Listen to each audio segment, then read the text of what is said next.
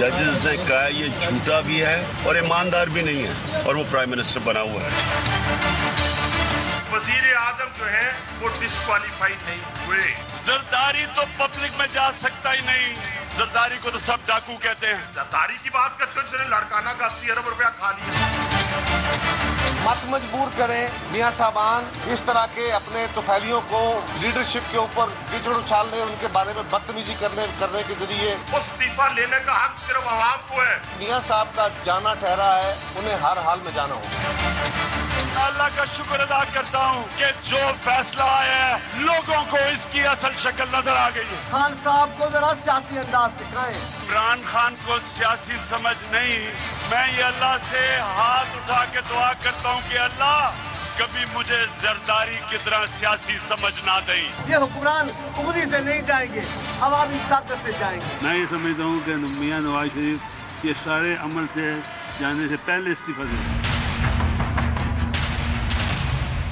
अस्सलामुअलैकुम, आप देख रहे हैं दूसरा रुख। मैं हूं सैयद सबर अब्बास। नाज़रीन, पनामा के फैसले पर ढोल और मिठाइयों के बाद अब सियासी जमातों की जानिब से एक दूसरे के खिलाफ तुंद तेज बयानात, जलसे जुलूसों और रैलियों में शिद्दत आती जा रही है। आज सियासी सरगर्मियों का मरकज सिंध रहा, जहां हुक्मरान जमात पाकिस्तान पीपल्स पार्टी ने बिजली और पानी की किल्लत के खिलाफ एहतजाजी मुजाहरा किया और इसके अलावा कराची में ही आज मुत्तहिदा पाकिस्तान की जानिब से सिंध हुकूमत के खिलाफ एहतजाजी रैली निकाली गई और पाक सरजमीन पार्टी की जानिब से 6 अप्रैल से आज तक एहतजाजी धरना जारी रहा। और आज पाक सरजमीन पार्टी के सरबराह मुस्तफ़ा कमाल ने 14 मई को कराची में मिलियन मार्च करने का ऐलान भी कर दिया है। और इन्हीं धरनों और रैलियों के तनाजुर में नून लीग, पाकिस्तान तहरीक इंसाफ और पाकिस्तान पीपल्स पार्टी की मरकजी क़यादत एक दूसरे पर तंज और तनकीद के तीर बरसाती दिखाई दे रही है।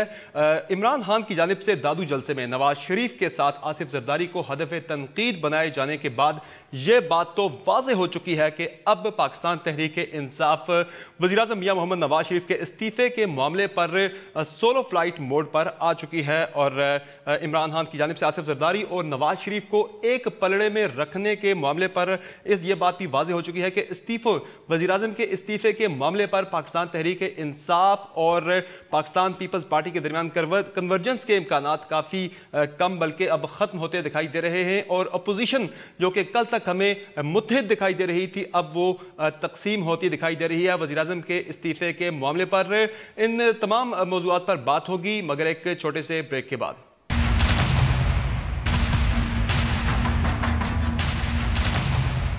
वेलकम बैक नाज़रीन। जैसा कि वज़ीर-ए-आज़म मियां मोहम्मद नवाज शरीफ के इस्तीफ़े का मुतालबा एक तरफ जोर पकड़ता जा रहा है, पाकिस्तान पीपल्स पार्टी भी पूरे जोर शोर से वज़ीर-ए-आज़म मियां मोहम्मद नवाज शरीफ के इस्तीफ़े का मुतालबा कर रही है, तो उधर पीपल्स पार्टी की सिंध हुकूमत के खिलाफ भी कई महाज गर्म हो चुके हैं। एक तरफ मुत्तहिदा कौमी मूवमेंट पीपल्स पार्टी की हुकूमत के खिलाफ एहतजाज कर रही है, साथ ही आज PSP ने भी 14 मई को मिलियन मार्च करने का ऐलान कर दिया। अपने मेहमान आपका तारुफ कराता चलूँ। हमारे साथ आज के शो में मौजूद होंगे मियां महमूद रशीद साहब, अपोजिशन लीडर है, पंजाब असम्बली में पाकिस्तान तहरीक इंसाफ से इनका ताल्लुक है।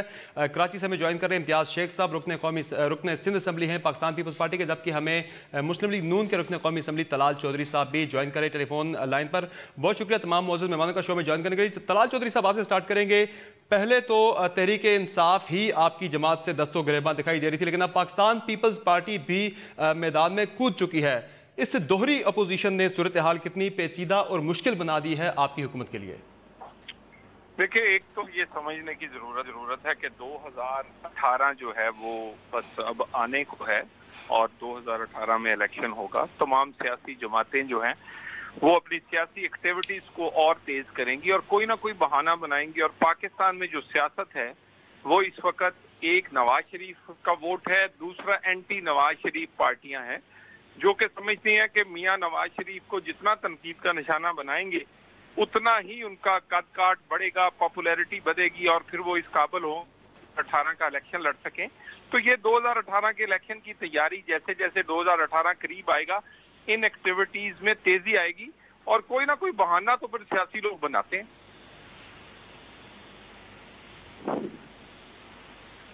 जी तलाल चौधरी साहब। जी जी जी जी आवाज में जी तलाल चौधरी साहब आप बोलिए। जी जी मैंने अपना जवाब दिया जी। मेरा ख्याल अगर आपको पूरी मेरी आवाज आई होगी, मैंने आपको कहा कि कोई ना कोई बहाना ये बनाते रहेंगे और हमें कोई परेशानी नहीं है। इलेक्शन अर्ली इलेक्शन नहीं होगा, इलेक्शन 2018 में होगा। इलेक्शन मियां नवाज शरीफ ही अनाउंस करेंगे, वो वजीर आजम के तौर पर, जब ये टर्म पूरी होगी। और उसके बाद बात कारकर्दगी की होगी, काम की होगी।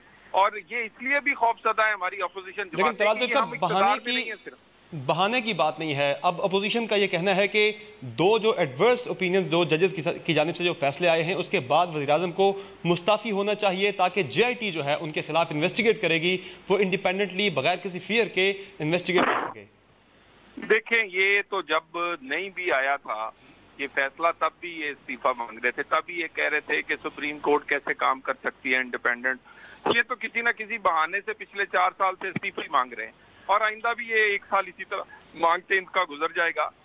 फैसला जो है वो मियां नवाज शरीफ के हक में है और ये 2 जो जजेस हैं उनकी राय है और ये बहुत सारे बेंचेस में इस तरह का फैसले आते हैं।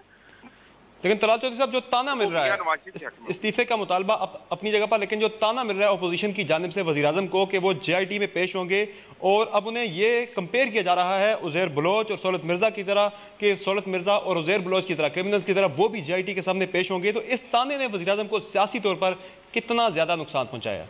देखिए, सबसे पहले पनामा में नाम नहीं था वज़ीर-ए-आज़म का, उस वक्त से इन्होंने शोर मचाया हुआ है। ये कई चीजें होती नहीं है, ये तो मैंने कहा है कि कोई ना कोई पॉलिटिकल स्लोगन, कोई पॉलिटिकल नारा, कोई इस तरह का ये तो करते रहेंगे और ये दुनिया भर में ऐसी एग्जांपल्स मौजूद हैं और ये JIT कोर्ट खुद सुपरवाइज कर रही है और ये उन्होंने कहा है कि उन्हें जो शाइबा जो है यानी जो थोड़ा बहुत गैप्स है, जितने कागजात दिए अगर उनसे मुतमिन ना होते, हमारी एविडेंस से मुतमिन ना होते तो फिर ये डिसीजन स्प्लिट डिसीजन ना आता बल्कि हमारे हक में ना आता। तो ये बाकी जो JIT है ये भी आके गुजर जाएगी और इंशाअल्लाह ताला उसी तरह वज़ीर-ए-आज़म अपना काम करते रहें क्योंकि हम कॉन्फिडेंस इसलिए हैं क्योंकि हमारे पास शवाहिद मौजूद हैं और हकीकत को कोई बदल नहीं सकता। तलाल चौधरी साहब, कल तक हुकूमत परेशान थी किसी हद तक के ग्रैंड अपोजिशन अलायंस ना बन जाए, अपोजिशन वज़ीर-ए-आज़म के इस्तीफे के मुतालबे पर मुत्तहिद और मुत्तफिक ना हो जाए, लेकिन कल जिस तरह से इमरान खान साहब ने हदफ तनकीद बनाया है वज़ीर-ए-आज़म के साथ साथ आसिफ जरदारी साहब को भी, तो ये किसी तरह से आपके लिए रिलीफ फैक्टर है कि खतरा डाल गया ग्रैंड अपोजिशन अलायंस का, किसी तरह से पीपल्स पार्टी और तहरीक इंसाफ आपस में एक दूसरे के खिलाफ आमने सामने उनकी महाजराई शुरू हो चुकी है? देखिए, हम बिल्कुल तौर पर तैयार हैं कि ये 2018 में एक नवाज शरीफ एक साइड पे होंगे, दूसरी साइड पे एंटी नवाज शरीफ जमातें इकट्ठी होंगी और पिछला इलेक्शन भी हमने अकेले लड़ा था, ये भी इंशाल्लाह अकेले लड़ेंगे और बाकी लोग जरूर इकट्ठे होंगे क्योंकि ये समझते हैं कि ये मुकाबला नहीं कर पाएंगे अकेले अकेले और बाकी ग्रैंड अलायंस 0+0+0 रिजल्ट 0 ही होता है, जितने मर्जी 0 मिला लें, इससे कोई फर्क नहीं पड़ता। ठीक है, बहुत शुक्रिया तलाल चौधरी साहब हमें शो में ज्वाइन करने के लिए। मियां महमूद रशीद साहब, तलाल चौधरी साहब को आपने सुना, वो कह रहे हैं हमें किसी किस्म की कोई परेशानी नहीं है, बहानेबाजी काम लिया जा रहा है अपोजिशन की जानिब से, तहरीक इंसाफ की जानिब से, पीपल्स पार्टी की जानिब से, लेकिन वो परेशान नहीं है। वो कह रहे हैं ना वज़ीर-ए-आज़म इस्तीफा देंगे और ना कोई और बात मानी जाएगी, जो भी होगा 2018 के इंतखाबात में देखा जाएगा। देखिए, मैं ऑन एयर ये बात अब कह रहा हूँ कि इनके रातों की नींदें जो हैं वो उड़ी हुई हैं और पहली दफ़ा एक सीरियस थ्रेट और एक लटकती तलवार इनके सर पे है।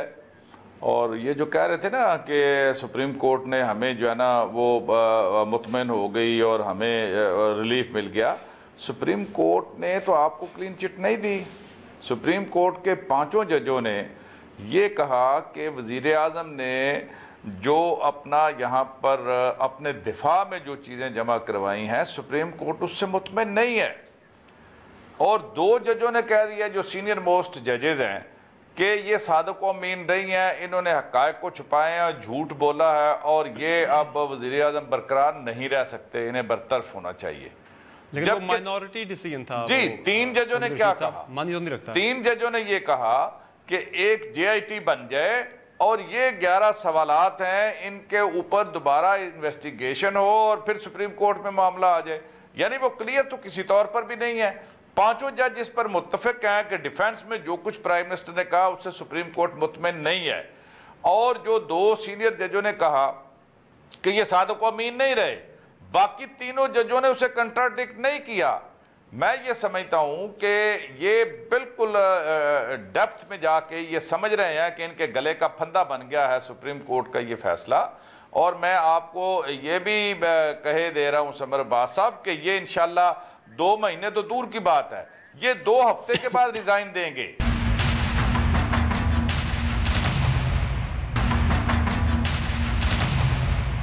इम्तियाज शेख साहब आपकी तरफ आएंगे। एक तरफ तो आपकी जमात भी वज़ीर-ए-आज़म से इस्तीफ़ा मांग रही है, उधर सिंध में आपके खिलाफ भी काफ़ी ज़्यादा महाज खुले हुए हैं। एक तरफ मुत्तहिदा कौमी मूवमेंट आपके खिलाफ एहतजाज कर रही है, दूसरी जानिब पाक सरज़मीन पार्टी 16 नुकात को लेकर आज तक धरना दिए बैठी रही और अब 14 मई को मुस्तफ़ा कमाल साहब ने मिलियन मार्च कराची में करने का ऐलान कर दिया है। तो ये कैसे चलेगा? एक तरफ आप जो है इस्तीफ़ा मांग रहे हैं, आपके अपने पीछे इतने मसाइल खुले हुए हैं। बिस्मिल्लाह रहमान रहीम। जनाब ये कोई बड़ा मसला नहीं है, क्योंकि जिस तरह पीएसपी के दोस्त बैठे रहे धरने पे प्रेस क्लब के सामने, तो आपने उन 17 दिनों या 12 दिन 15 दिनों का हाल आपने देखा। वहाँ तो ना कोई बंदा था ना बंदे की ज़ात, वही 10-15 लोग खुद बैठे थे, उनको अपनी अवामी मकबूलियत का अंदाज़ा हो गया। अब वो मतलब जब वहाँ ही कुछ लोग इकट्ठे नहीं कर सकते तो ये मिलियन मार्च कहाँ से आएगा?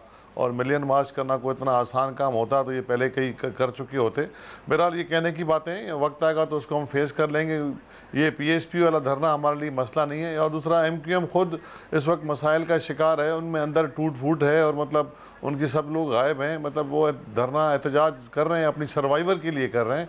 अदरवाइज़ सिंध गवर्नमेंट को या पाकिस्तान पीपल्स पार्टी को उनसे कोई ऐसा मसला नहीं, न कोई ख़तरा है और न ही मतलब कोई इस तरह की परेशानी की बात है। पहले भी बहुत इस धरने और करते रहें और शहर बंद कराते रहें, लेकिन अल्लाह की मेहरबानी से आपने देखा कि वहाँ लॉ एंड ऑर्डर की सूरत हाल बहुत बेहतर है ऑपरेशन के बाद।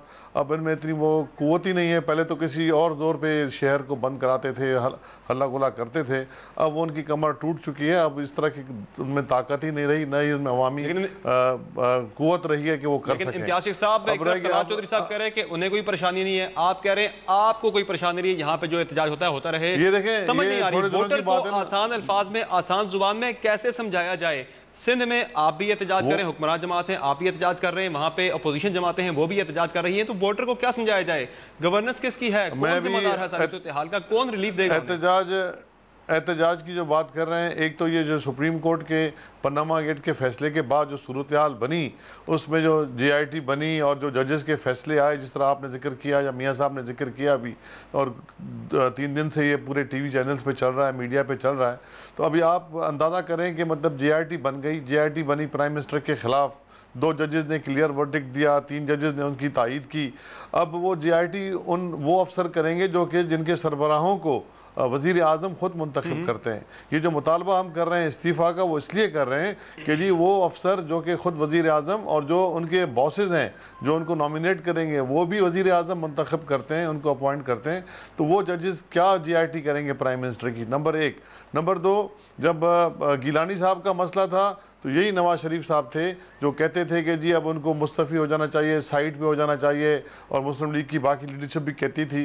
तो ये दोगली पॉलिसी क्यों है? जब अपने ऊपर आता है तो असरअंदाज होने की पोजीशन में आते हैं तो कहते हैं कि हम इस्तीफ़ा नहीं देंगे, और दूसरों से वो खुद ही डिमांड करते थे। तो इसीलिए मतलब, और दूसरा जो आज धरनों की बात थी सिंध में, हमने मरकज़ी हुकूमत के ख़िलाफ़ जो धरने दिए PMLN की गवर्नमेंट के ख़िलाफ़, वो 20-20 घंटे की लोड शेडिंग और जानबूझकर सिंध के लोगों को तंग किया जा रहा है। वो अपना लोड शेडिंग 20 घंटे की गैस आप थे जो गुज़श्ता हुकूमत थी उसका किए धरे की वजह से आज अवाम को खमियाजा भुगतना पड़ रहा है। वो तो आप पे 5 साल इनको 4 साल उनके हो गए उनकी हुकूमत को। उनकी तमाम दावे धरे के धरे रह गए जो वज़ीर आज़म ने और उनके वफाकी वज़ीरों ने, और वो जो बलूंगड़ा वज़ीर है आबिद शेर अली, ये करते थे कि जी लोड शेडिंग ख़त्म हो जाएगी, लोड शेडिंग ख़त्म हो जाएगी। आज भी 20 घंटे की लोड शेडिंग है। और जिस तरह की करप्शन ये एनर्जी के मामला जो उनके प्रोजेक्ट्स में हुई है वो भी एक मिसाली करप्शन है। और इसके अलावा टोटल फेल्यूर है। और गैस की लोड शेडिंग भी हमने सुनी थी, मतलब फर्स्ट टाइम सुनी है ये पाकिस्तान में। और LNG उन्होंने इंपोर्ट जब की तो उस वक्त कहते थे कि जी LNG इंपोर्ट हो जाएगी तो गैस की लोड शेडिंग ख़त्म हो जाएगी, गैस के मामलात ख़त्म हो जाएंगे। लेकिन आज भी लोड शेडिंग गैस की भी हो रही है और बिजली की लोड शेडिंग भी 20-20 घंटे हो रही है। और ये सिंध के लोगों के साथ दानिस्ता एक इंतकामी कार्रवाई के तौर पर की जा रही है। मियां महमूद रशीद साहब, आपको तो खान साहब ने टास्क दिया था कि मंडे से आप पंजाब की पार्लिमानी जमातों के साथ रब्ता करें, कोई अलायंस बनाने के लिए आप कोशिशें करें, लेकिन कल से हम देख रहे हैं कि खान साहब ने जो जरदारी साहब को निशाने पर लिया है, उनको लताड़ना शुरू किया है। उसके बाद बज़ाहिर अब नजर आ रहा है कि पाकिस्तान तहरीक इंसाफ सोलो फ्लाइट का फैसला कर चुकी है। तो पीपल्स पार्टी से मुतल्लिक क्या पॉलिसी होगी आपकी? अब देखिए, पीपल्स पार्टी से मुतल्लिक हमारी ये पॉलिसी थी और है कि पार्लिमान के अंदर जो है मियां मोहम्मद नवाज शरीफ जो प्राइम मिनिस्टर हैं, उनके रिज़ाइन के ऊपर ये एक नुक्ता ऐसा है जिस पे दीगर पॉलिटिकल पार्टी सारी जो हैं वो इकट्ठी हो सकती हैं, और इन तमाम पार्टियों ने नवाज शरीफ के इस्तीफ़े का मुतालबा भी कर दिया है। उसमें पीपल्स पार्टी भी है, मुस्लिम लीग कायदे आज़म है, जमात इस्लामी है, और PTI ने भी रेजिग्नेशन डिमांड कर लिया है।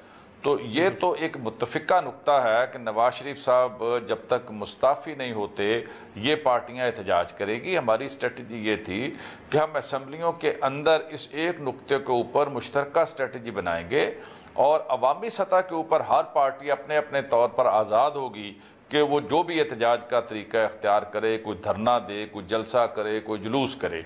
उसी स्ट्रेटजी के मुताबिक हम चल रहे हैं। पंजाब असम्बली में हमने प्राइम मिनिस्टर को रिज़ाइन करने के लिए करारदाद जमा करवाई है। कल 2 बजे हमारा तमाम पार्लिमानी पार्टियों के लीडरों की मीटिंग है, इंक्लूडिंग पीपल्स पार्टी के जो पार्लिमानी लीडर हैं, जमात इस्लामी, मुस्लिम लीग के और इंडिपेंडेंट जो हमारे थे। 2 बजे मीटिंग है, उसमें हम जॉइंट स्ट्रेटजी अपनी बनाएंगे और टफ टाइम देंगे पंजाब असम्बली के अंदर, और मुतालबा करेंगे कि जो सुप्रीम कोर्ट के फैसले की असल रूह है उसके मुताबिक मियां नवाज शरीफ को स्टेप डाउन होना चाहिए, ताकि लेकिन सारी मूवमेंट में आप पीपल्स पार्टी को साथ लेके चलेंगे या मियां साहब के साथ उन्हें भी उसी पलड़े में रखेंगे जिस पलड़े में आप मियां साहब को रख रहे हैं? कंफ्यूजन है काफ़ी ज़्यादा, इसको कैसे क्लियर करेंगे?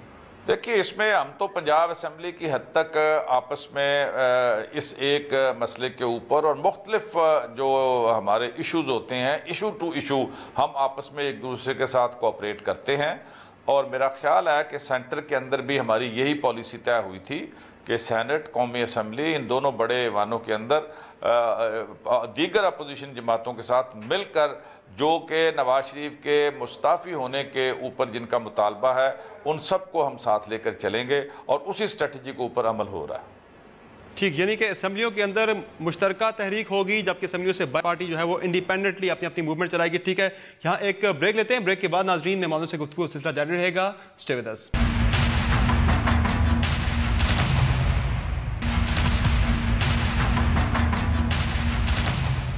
Welcome back. इम्तियाज शेख साहब, आप एहतजाज की बात करते हैं, मियाँ साहब के इस्तीफ़े का मुतालबे की आप बात करते हैं, तो चौधरी निसार साहब कहते हैं कि क़यामत की निशानी है कि जरदारी साहब ईमानदारी पे दर्ज दे रहे हैं, जबकि अब तहरीक इंसाफ की जानिब से भी सख्त किस्म के अटैक्स आना शुरू हो गए हैं। जरदारी साहब, जिस तरह कल खान साहब ने जरदारी साहब पे शदीद तनकीद की, उन्हें सख्त तनकीद का निशाना बनाया और उसी पलड़े में रखा जरदारी साहब को, जिसमें वो नवाज शरीफ साहब को रख रहे हैं।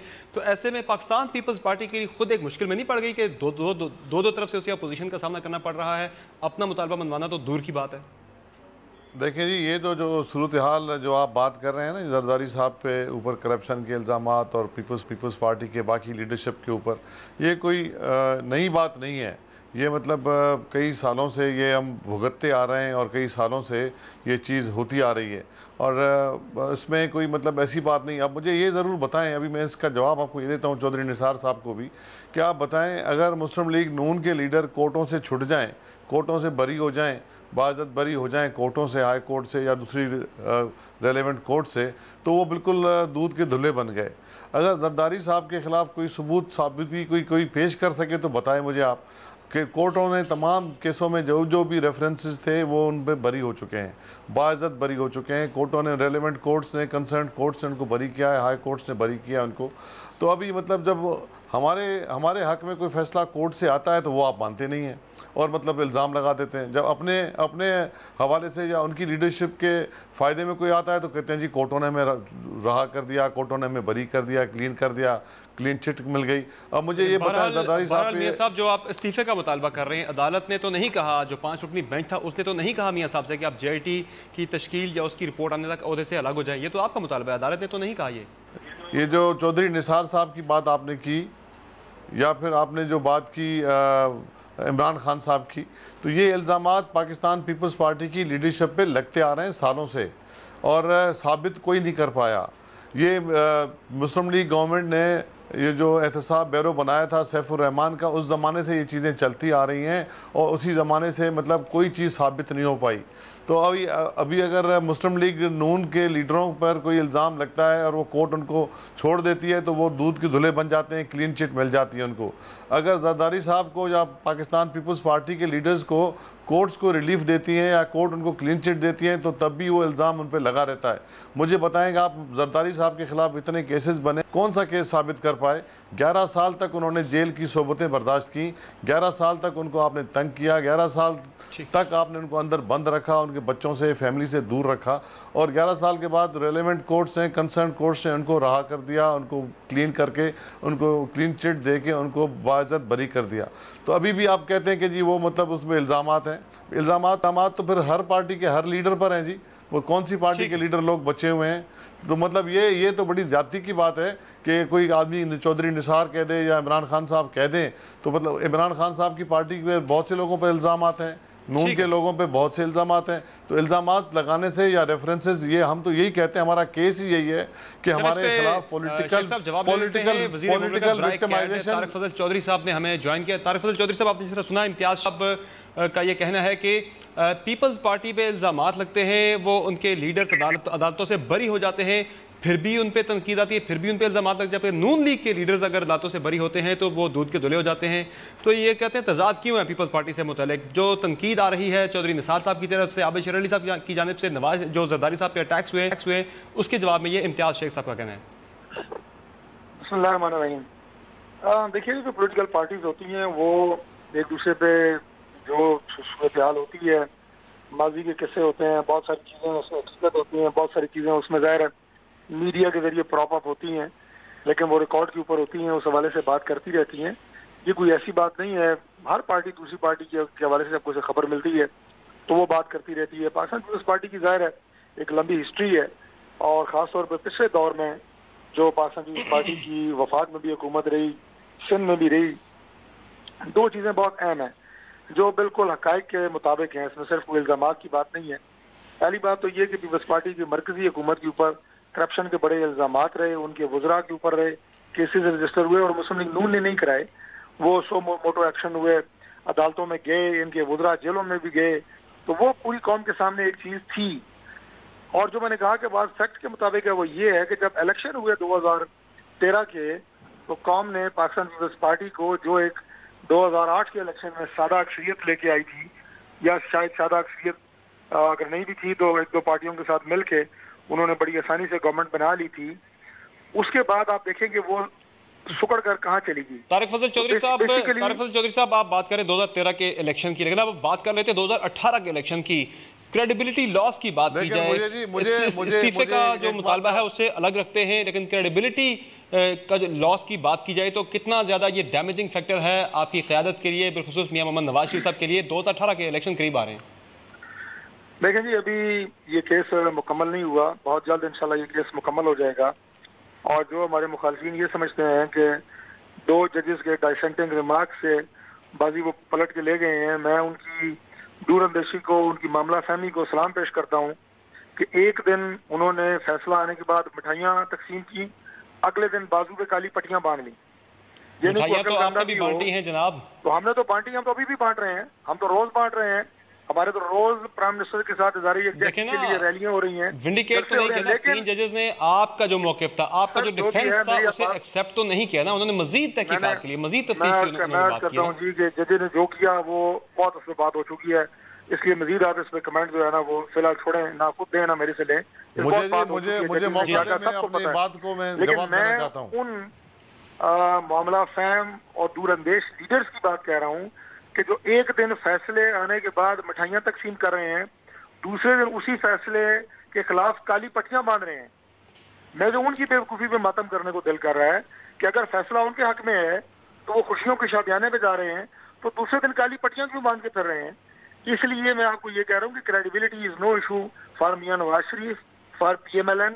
अल्लाह ताला के फजल से इस फैसले से हम बिल्कुल सुरखरू हुए हैं और जो मजीद तहकीकात होने जा रही हैं वो जरूर हो। हम अपने आप को हमने पेश किया है, हम हाजिर हैं उसके लिए भी। दूध का दूध, पानी का पानी हो जाएगा। जिस फैसले की शुरुआत नावलों की और किस्से और कहानियों से हो रही हों, और उसके बाद तो जाहिर है उसके लिए तहकीकात की जरूरत है, जो एंड पे जजेस ने कहा कि तहकीकात होनी चाहिए। तो इसमें फैसले में तो कमेंट्स ज़्यादा हैं, और जो असल बात थी कि जी जो डॉक्यूमेंट्स दिए गए उनकी हकायक जानने के लिए मजीद तफ्तीश की जरूरत है, और जाहिर है ये बात सबको पता है। चौधरी साहब, जो आपने बात की मिठाइयों की, आपने जो बात की मिठाइयों की और काली पट्टियों की, इस पे जवाब ले लेते हैं मियां महमूद रशीद साहब से पहले, फिर आपसे मजीद बात करते हैं। मियां साहब, तारिक फजल चौधरी साहब कह रहे हैं कि आपने फैसला आने के बाद बनीगाला में मिठाइयाँ बटी, आपने भी मिठाइयाँ खाई, अगले दिन आप फैसले के खिलाफ काली पट्टियाँ बांध के आ गए, तो खान साहब को अचानक से कैसे ख्याल आ गया कि फैसला हमारे हक में नहीं आया? एक रोज पहले तो मिठाइयाँ बांध रहे थे। पट्टियाँ जो है वो फैसले के खिलाफ नहीं बांधी, काली पट्टियाँ तो इस सोग में बांधी कि कितनी बदकिस्मती है इस मुल्क की कि जिसका कायदे-ए-वान और उस मुल्क का प्राइम मिनिस्टर वो JIT के सामने पेश होगा, जो एक मुल्ज़म बनकर कटहरे में जाएगा। पाकिस्तान की किस कदर बदनामी है पूरी दुनिया के अंदर कि एक मुल्ज़म जिसका सुप्रीम कोर्ट के अंदर ट्रायल हो रहा है, जिसके ऊपर सुप्रीम कोर्ट ने उन्हें क्लीन चिट नहीं दी, 5 में से किसी एक जज ने भी, 2 ने कहा फौरन फारग करो, ये सादक अमीन नहीं रहा, 3 ने कहा कि मजीद इन्वेस्टिगेशन कर लो। काली पट्टियां इसलिए बांधी कि ये कितना अफसोसनाक लम्हा है कि एक ऐसा शख्स जिसके ऊपर अरबों रुपए की करप्शन के जो इल्जामात थे, जो हमने नहीं लगाए, जो पनामा ने लगाए, और वो सुप्रीम कोर्ट के अंदर भी अपने आप को क्लियर नहीं कर पाए। अभी अगले 60 दिन इनके ऊपर तलवार लटक रही है, रातों की नींद इनकी भी उड़ी हुई है कि ये हो क्या गया। पूरे मुल्क के अंदर जो एक मोमेंटम बन रहा है, मैं ये समझ रहा हूं कि जल्दियां बदेर नवाज शरीफ साहब को घर जाना होगा। तारिक फजल चौधरी साहब भी सुन लें ये कि अब ये इनका जाना ठहर गया, सुबह गया कि शाम गया, ये आज नहीं तो कल, अगले 10-15 दिन के अंदर आप भी इधर हैं, आप देख लीजिएगा किस तरह से जो एक मोमेंटम बनेगा। और हर जगह लोगों की डिमांड है कि नवाज शरीफ को ऑनरेबल तरीके से स्टेप डाउन करना चाहिए। इंसाफ का तकाजा ये है, इनके JIT, इनके मुकर्रर करदा बंदों को कोई नहीं मानेगा, ना पूरी कौम मानेगी, ना दुनिया मानेगी, ना सुप्रीम कोर्ट मानेगी। इसलिए ये होश के नाखुन लें और ये रिजाइन कर दें अपनी फेस सेविंग के लिए, ये बाइज्जत तरीका है। वगरना अगले 60-70 दिन भी जिस तरह से इन्होंने रुसवा होना है अगर, तो इनकी मर्जी है, क्या किया जा सकता है। ठीक, तारिक फजल चौधरी साहब आपने सुन लिया। ना सिर्फ मियां महमूद रशीद साहब ये कह रहे हैं कि मियां साहब का जाना ठहर चुका है, आज कमर उस्मान कायरा साहब ने भी ऐसी ही बात की, उन्होंने भी कहा कि मियां साहब का जाना अब ठहर गया है। तो कितने ज़्यादा आप खाइफ हैं एक मुनकसिम अपोजिशन जब ये बात करिए कि मियां साहब का जाना ठहर गया, वो हर सूरत जाएंगे, आज गए या कल गए? देखिए गुजारिश है जी कि मियां महमूद रशीद साहब पर काबिल एहतराम है, मुझे पता नहीं था कि अब ये नजूमी भी बन गए हैं कि इन्हें मुस्तकबिल का सारा जो है वो मामलात उन्हें पता है और वो हमें बता रहे हैं कि मुस्तकबिल में ये होने जा रहा है। बहरहाल ये इनके दिल की ख्वाहिश जरूर हो सकती है, हज़ारों ख्वाहिशें ऐसी कि हर ख्वाहिश पे दम निकले, बहुत निकले मेरे अरमान, फिर भी कम निकले। इनके ये अरमान ज़रूर हैं दिल के कि मियां नवाज शरीफ को एक किसी तरह इक़्तिदार से अलग करें और किसी चोर रास्ते से ये इक़्तिदार में आ जाएं। ऐसा मुमकिन नहीं है। मियां नवाज शरीफ एक आईनी कानूनी तरीके से एक बाकायदा पाकिस्तान के जो मरवजा आइन है उसके तहत इलेक्शन लड़ के प्राइम मिनिस्टर बने हैं। ये जो इनका बकौल, ये बड़ी रुसवाई हो रही है, ये बड़ा फलान हो रहा है, अखलाकी ग्राउंड इल्जामात, जिस लीडर के ये फॉलोअर हैं, अगर मैं उनकी ज़ात के ऊपर जो इल्जामात लगते रहे माजी में लगे हुए हैं, अगर मैं वो गिनवाना शुरू कर दूं तो मेरा ख्याल है कि वो तो लीडरशिप के अहल ही नहीं रहेंगे। जिस शख्स की ज़ात के ऊपर संगीन नौयत के इल्जामात रहे हों, हर तरह की उसकी क्रेडिबिलिटी के बारे में इशूज उठाए गए हों, ये बात इल्जामात की अगर है तो इल्जामात हर लीडर पर लगते हैं। लेकिन जहां तक ताल्लुक है एक आईनी तरीके का, मियां नवाज शरीफ एक आईनी तरीके से आए हैं और उनके जाने का भी आईनी तरीका यही है कि 2018 के इलेक्शन में अगर अवाम उन्हें वोट नहीं देते, किसी और को अपना लीडर मानते हैं, किसी और को वज़ीर आज़म देखना चाहते हैं, ठीक, तो बिल्कुल ऑनरेबल तरीके से जाएंगे। लेकिन ये जो समझते हैं कि इनके नाराबाजी से और इनके जो सारे ये तरीका, उसमें तो चौधरी साहब अभी 1 साल पड़ा है, 2018 के इंतखाबात में 1 साल पड़ा पूरा। बेहतर ना होता कि मियां साहब सारे जो आप बात कर रहे हैं, इतने आप कॉन्फिडेंट हैं कि अवाम आपके साथ होंगे, तो आप फ्रेश मैंडेट सीख कर लें। मैं ये कह रहा हूँ जी कि अवाम का जो फैसला होता है ना, वो असल अदालत होती है, जो अवाम की अदालत होती है सियासतदान के लिए, और वो अदालत इस फैसले से 1 दिन पहले तलागंग के इलेक्शन में लगी और जो वोट पाकिस्तान मुस्लिम लीग नून और मियां नवाज शरीफ पार्टी ने वहाँ पे इलेक्शन 2013 में लिया था हमने, 20,000 की ज्यादा लीड ली वहाँ से। बिल्कुल सही ये है, अवाम ठीक का है, फैसला है। ठीक है। फाइनल कमेंट में ले लूं इम्तियाज शेख साहब से। इम्तियाज शेख साहब, जिस तरह अभी तारिक फजल चौधरी साहब ने भी कहा कि पीपल्स पार्टी पे जो उन्होंने जिस तरह से रिस्पॉन्ड किया, आपने देखा कि कल इमरान खान साहब आप पे हमले कर रहे हैं, दूसरी जानिब आपके खिलाफ अपने एहतजाज भी हो रहे हैं, तो कैसे अगर पीपल्स पार्टी को सोलो फ्लाइट लेनी पड़े तो पंजाब में आप कैसे लोग निकालेंगे? आप तो पंजाब में स्ट्रगल कर रहे हैं, लोग आएंगे आपके साथ सड़कों पे? देखिए जी, इंशाल्लाह ज़रूर आएंगे। पीपल्स पार्टी का यहाँ गढ़ रहा है पंजाब। भुट्टो साहब ने अपनी सियासत पंजाब से शुरू की थी, तो ये मतलब एक ये वोट बैंक यहाँ था। लेकिन अब अगर नहीं उस वक्त पावर में 10 साल से एक पार्टी है तो डेफिनेटली हम अपनी स्पेस बनाएंगे इधर। और जिस तरीके से हमारी लीडरशिप पंजाब में लगी हुई है, आप अनकरीब देखेंगे इंशाल्लाह हम अपनी जगह बनाएंगे। दूसरी बात जो मैं तारिक फजल साहब से ये मतलब उनको बताना चाहता हूँ, उन्होंने तो खुद ही अभी कहा कि मुख्तलिफ लीडरों पे इल्ज़ामात लगते रहे हैं। इल्ज़ामात उनकी पार्टी की लीडरशिप पर भी हैं, इल्ज़ामात दूसरी पार्टियों की लीडरशिप पर भी हैं, इल्ज़ामात हमारी पार्टी के लीडरशिप पर भी हैं, लेकिन साबित नहीं हो पाया। वज़ीरों की उन्होंने बात की तो काज़मी साहब को उन्होंने जेल में डाल दिया, मीडिया ट्रायल किया, आखिर में उनको हाई कोर्ट ने उनको छोड़ दिया, उनको बाइज़्ज़त बरी कर दिया। तो अगर ख़राब हैं, अगर उनके पास इल्ज़ामात हैं तो क्यों नहीं जाते सुप्रीम कोर्ट में, जाएँ अपील में। तो मतलब सिर्फ किसी को मीडिया ट्रायल के ज़रिए बदनाम करना हो, किसी पे इल्ज़ाम लगाना हो, तो ये किसी तरीके से मुनासिब नहीं है। सिर्फ इल्ज़ामात ही हैं, किसी ने साबित आज तक नहीं किया। और नंबर 2 जो दूसरा जो पनामा के वाले हवाले से है, तो इस वक्त पाकिस्तान मुस्लिम लीग की लीडरशिप इस वक्त बिल्कुल दीवार से लग गई है, कोने में फंस गई है। और वो अभी JIT का जो भी रिजल्ट निकलेगा वो भी आप देख लेंगे, लेकिन JIT ये JIT जो है फेयर एंड फ्री, बहुत शुक्रिया आप तमाम मौजूद हमें शो में करिए। नाजरीन, जैसा कि मुस्लिम लीग नून बहुत ज्यादा कॉन्फिडेंट दिखाई दे रही है, पाकिस्तान पीपल्स पार्टी कॉन्फिडेंट दिखाई दे रही है, और पाकिस्तान तहरीक इंसाफ भी बहुत ज़्यादा मुतमईन है कि वज़ीर आज़म का जाना ठहर चुका है, वो हर सूरत अपने ओहदे पर नहीं रहेंगे। तो फिर सवाल ये पैदा होता है कि अगर तीनों जमातें इतनी ज़्यादा कॉन्फिडेंट है तो फिर एक दूसरे पर इतनी ज़्यादा तुंदो तेज़ तनकीद क्यों? ये सवाल का जवाब आना बहुत ज़रूरी है। इसी के साथ इजाज़त दीजिए, अल्लाह हाफ़िज़।